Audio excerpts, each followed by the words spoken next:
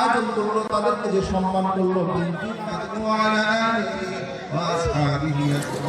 তাবলিগ ভাই খুব সুন্দর ভালো লোক ইফতারের আয়োজন করছে আমাদের রিকশালার পক্ষে খুব দাওয়াত করছে আমরা খুব খুশি ধন্যবাদ তারে জানাই।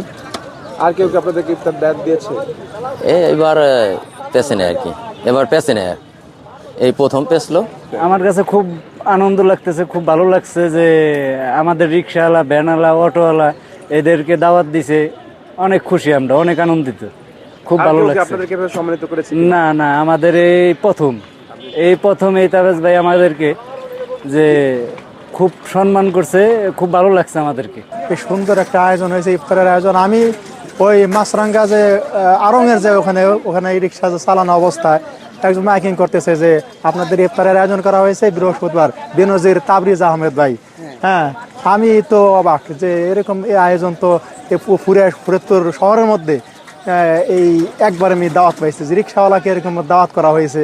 আমি তো এই যে চতুর্দিকে রিক্সা এই আয়োজন দেখে আমি নিজে আর কি আনন্দিত।